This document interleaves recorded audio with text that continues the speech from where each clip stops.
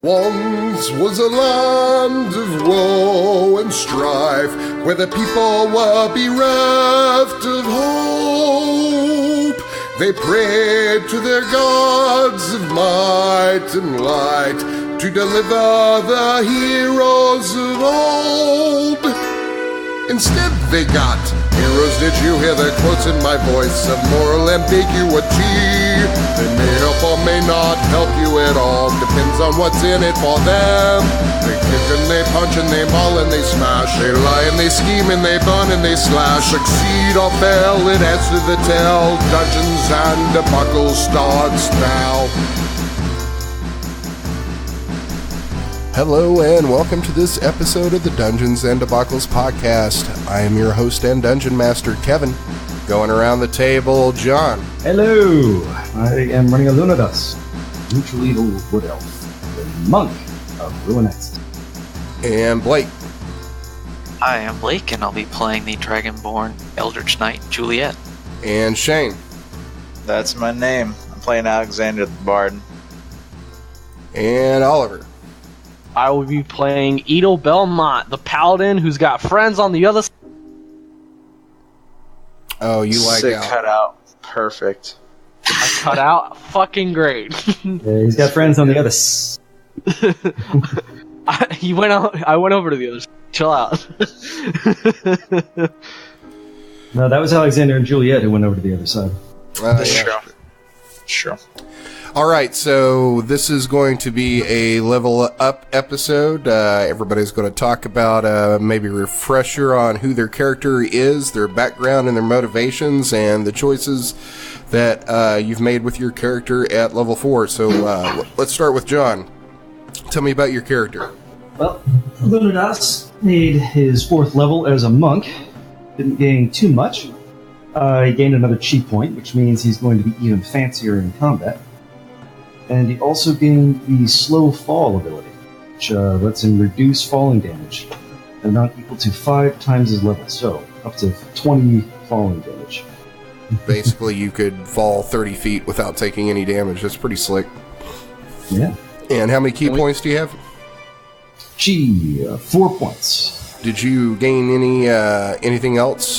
Feats or? Yes, no other feats. I don't think. Let me make sure. But I'm pretty sure no other feats. And I think slow fall was all that happened there. He didn't gain any bonuses to his attack or anything like that. No new attack. But he did get the 2 stat points from getting to level 4. And what did you choose for that? Went ahead and put those into dexterity. Made sure that he was extra slippery in combat. And now he has a +4 bonus from his dexterity. All told, his armor class is 18. Nice. What's your attack bonus? Is your attack bonus based on dex or? See, I'm pretty sure it's based on dex, yes. Yes. So both attack and damage are based on dexterity. So that and his proficiency bonus means he has a +6 to his attacks. And what level do you have to be before, like, your hands and feet are considered magical weapons? Not sure. That's going to be a while. Gotcha. And just as a reminder, tell us a little bit about the background on your character. He was raised in a monastery of Ruinaxis in an isolated mountainous region by a bunch of other elves. Didn't have much, any contact with the outside world, really. Just the occasional trader who came by. So he knows a little bit about woodcraft. He likes cooking. He's not really good with people. And what did you choose as your traits and flaws? Well, he's an arrogant, quiet sort. He doesn't really know much about social conventions. He has deep bonds to his teachers in the mountains. He's very dedicated to Ruinaxis and bringing her back. But he's also arrogant, quick to anger, ignorant and distrustful of cities and other people. All right. And anything else you wanted to say about your character? I believe that covers everything you know about Alunodas for the moment. Blake, tell us a little bit about Juliet. So, Juliet is a Dragonborn, obviously. She grew up in a place that's, I don't know, middle class would be what you call it. Nothing super tough, nothing super traumatic. She loved books ever since she was little, and she was always constantly pining for more knowledge. But one day she fell into the wrong kind of group and took their leader out with a 1-2 punch. So she joined up with a crowd of other orphans and stuff. They weren't the best company to have, but she was okay with, being accepted somehow. But one day she got caught trying to steal something, and the town guard offered her two options. One, they throw her in jail, or two, she betrays her orphan friends and turns them all in. Juliet was able to negotiate a little more than that, and was able to not only get a bunch of books, but also a place in the town guard. So she was more than willing to sell out for knowledge and power. So her biggest goal, though, even though she's lived in Kala for a long time and she loves the place to death, she knows all the guards and stuff, she's never really satisfied fully, because there's one thing she hasn't been able to learn through all the reading, and that's magic. So thankfully, with the arrival of the party and the capability of an adventurer, she's pretty confident that she'd be able to find how to use magic, I guess, in general. And that is her background so far. Joined up with the party, been looking for books. Eventually she did find one in the Raven Queen's temple, or I guess what you call it, mausoleum. The Raven Queen shrine in the Witching Wood. So yeah, she picked up the necromancer's book, spell book, and has been learning to become more magical so far. So she was an eldritch knight. She became an eldritch knight after reading quite a bit of it.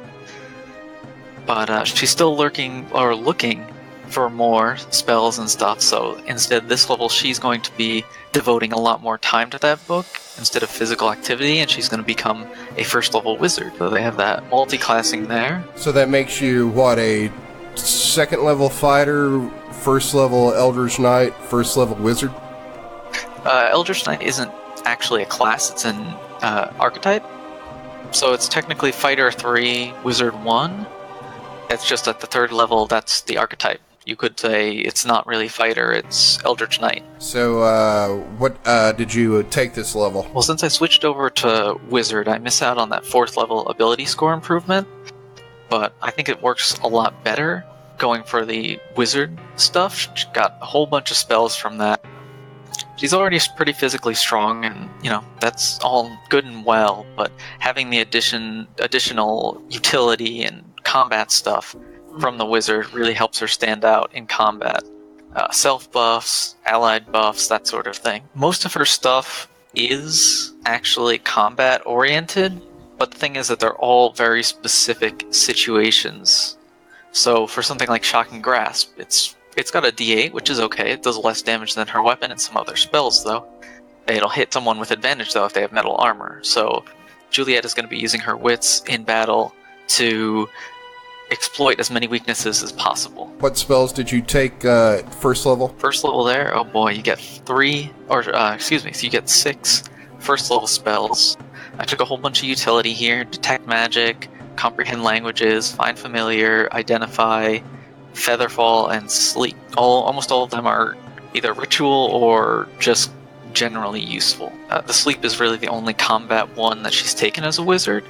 When she first took the Eldritch Knight thing, she got a whole bunch of offensive stuff. Shield, protection from evil and good, chromatic orb, firebolt, ray of frost, all that good stuff. Now, how does it work with your spell slots a day with Eldritch Knight and Wizard? Yeah, sorry to cut in, but how do you have so many first level spells? You should only have 4. You have 4?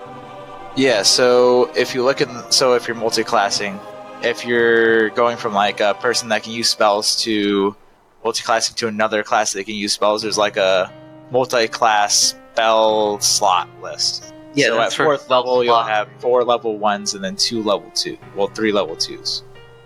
And you can't exceed that. I guess I'm a little confused because the multi-class spellcaster has spell slots as opposed to spells in general. So I still get the 6 spells from the first level of wizard, and I still get the spells, I think it's 3? 2? Something like that. You have 3 spells and 2 cantrips as a Eldritch Knight. Yeah, so I get to add up the... Yeah. I was thinking that you can only have the amount of spells equal to the amount of slots that you have. No, they changed that in 5e, I think. All I know is that you can get a whole bunch of spells if you really want to multi-class a lot, but it's usually not worth it to go through multiple ones because of, as you said, these spell slots. Got it. Okay, it makes sense. Yeah, needless to say, I can only cast 3 first-level spells, so I might have a million different spells, and it won't matter because I can only use 3 of them. Easy enough. You got that wizard syndrome. All these spells and not enough slots. Not powerful enough to use them. All right, and what did you choose as your traits and flaws? For traits and flaws, I have, she uses a lot of big words that convey the impression of great erudition, and, actually it's polysyllabic, excuse me. I haven't really gotten a chance to roleplay that, because I've been trying to get everything nice and neat and terse so everyone is clear on it. In Ideals, knowledge is the path and power to domination. That's been shown based on her, encounter with Sish when she just said, fuck it, I'd rather be alive and powerful than dead and heroic.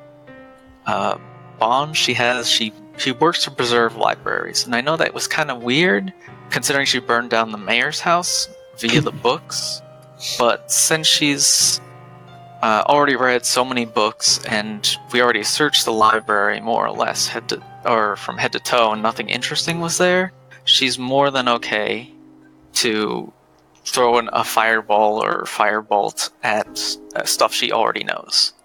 And then her flaw is that unlocking an ancient mystery is worth the price of civilization. That kind of ties into Runaxis, I thought, really well, because she's okay just knowing more, and she's never going to know what Runaxis actually was unless something happens and Runaxis comes around. I hope we can all come to a great agreement where I lead the group, which I know is not going to happen. But the struggle's part of the fun. Yeah, sure is. Straight. Shane. That's my name. I am playing Alexander, the bard. Now multi-classing the wizard, along with Juliet, through the process of reading the book and working through the knowledge within. My character was born in a pretty poor family. Parents were habitual gamblers. Got hunted down by loan sharks. They came after me, ran away, started roaming town to town, learning how to talk to people, manipulate how they do things, which incites his proficiency in like intimidation, deception, all of that.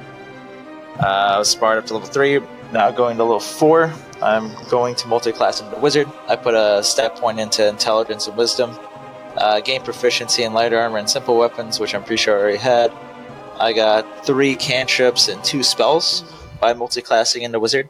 So I got Mage Hand, Ray of Frost, and Acid Splash for my cantrips, and then Flaming Spear for my level 2 spell. And then I think that's about the only stat bonuses and stuff I get from going to level 4. And I think that about sums it up. I don't think I have anything crazy. So, question. Yes. As a bard, why did you decide to go with wizard instead of like sorcerer or warlock that's charisma-based casting? Because sorcerer, you have to have it's more of an innate ability that you have at birth, which he wasn't really born with. You can also do a ritual. I mean, I could do a pact, but I don't know any demons or anything like that. I can't form a pact with the one that you're packed with. Why not? Because I don't think that'd make any sense, and I don't have any reason to do that. Well, you could probably roleplay it as you're wanting to gain power, and Edel's like, well, I can help you out with that. Exactly. Yeah, but Julia was already in the process of learning how to be a caster, and plus I wanted more aggressive spells or things to defend myself, since I'm not really that much of a combat oriented person and character. So I needed something to give some damage, and plus there's no downside to being a wizard besides maybe becoming more susceptible to taking hits and having less health, which the bard already does. So now I'm just getting a higher damage output. That, and everybody's going to think you're a nerd. That's true, but I am a nerd. That's why I'm here. Nerd wizard. And what's your traits and flaws for Alexander? Yeah, so his traits is that he doesn't really value companionship that much, in a sense that like he'll go from he'll do whatever is in his best interest. One of his flaws is that he's extremely ambitious and tries to go a bit out of like what he's really capable of doing, just so that he can get more power and knowledge. He's not above selling out his companions if it values him to a very high margin. And that sounds like a running theme with this group. Yeah, that's about right. I mean, that's why we're here right now. And 3 others aren't. Rest in peace. Ouch. So, anything else you want to say about Alexander? Not really. I got 8 more HP points. How does moving to wizard, is that affecting like your armor class or anything like that? Is there any restrictions on what you can wear? I don't think so. I think I still have the proficiencies from being a bard. So I have I'm using light armor anyways. So I still have an armor class of 14. Nothing crazy. All right, Oliver, tell us about Edel. Edel is a hell knight, which is a archetype of a paladin. He is attempting to get as many contracts as out, and the reason why he is currently in this is because he was commanded to by the fiend he has a contract under of himself. And I recently just leveled up, and I got almost nothing when I leveled. I got an ability improvement with it. As far as role-playing stuff, he's chaotic neutral. And his flaws are he's very selfish. If you want to make him very angry, you can call him a bastard. He hates that shit because that's what he is. He's a half-dwarf paladin. I am level 4 now. I got some health upgrades, and I'm trying to talk Shane into taking a patch of the fiend in the warlock class. I think that would be really fun. You can try. I will try. I will try so hard. So you didn't get anything as a paladin for level 4? No stat increases or anything? Ability improvement, and that was it. All I got at level 4 is a paladin. So what'd you take that in? I went +2 into strength. So what's your strength? And then I got 18. I got nothing at level 4. Everyone else got bonus levels and stuff. I got an ability improvement. Oh yeah. And what's the background on your character? My character was a decently rich person. He was about to be set up to be the heir, but then the lost son kind of showed up, kind of ruined everything for him. He was then pretty much kicked out of his family, and then he ended up meeting a fiend who wanted to make a deal with him, and he took that deal. In exchange for power, he would help spread more contracts for him, among other things. Alrighty, I think that covers that for this Level Up episode, and we will see everybody back in game next week. Thanks for joining us for this episode of the Dungeons & Debacles podcast. A lot of people say this, but we really do want to hear from you. Are we shinier than a platinum piece, or stankier than a kobold's loincloth? Let us know what you liked and didn't like. Everything helps this make a better podcast for you. Got an idea for monsters, items, and commercials? Let us know about it. You might hear it in the show. Find us on Facebook and Twitter at Dungeons & Debacles Podcast. We also have a website where you can learn more about the characters, lore, and maps of this world. You'll also find articles about Dungeons & Dragons and a whole lot more. Just search Dungeons & Debacles Podcast. Do you think the government of Luscane is spying on you and you don't have a social media account? Then email us at dungeondebacle@gmail.com. You can also check out the theme song and all the commercials you heard on the podcast on our YouTube account. Just search Dungeons & Debacles Podcast. New episodes come out every Sunday, so check your podcast app. And now a word from this week's sponsor. Hammer gets you what they owe. Has a magical pestilence destroyed your farm and family through no fault of your own? I'm Hamish the Hammer. and I can get you the gold you deserve. A wizard unleashed a spell that blotted my crops and my family starved to death. The hammer got me the gold to rebuild my life. I have a new wife, a milk cow, and even a pig. Thank you, Hamish. Going to the town guard or petitioning the leader of your village takes too long when you need gold now. My professional team of negotiators gets to the root of the problem and persuades them to do the right thing. I don't get paid unless you do. Send a raven with a message about your problem to Luscane, care of Hamish the Hammer, for a free consultation. The hammer gets you what they owe. The music you heard on this episode was Beyond by Ross Bugden under Creative Commons License 4.0.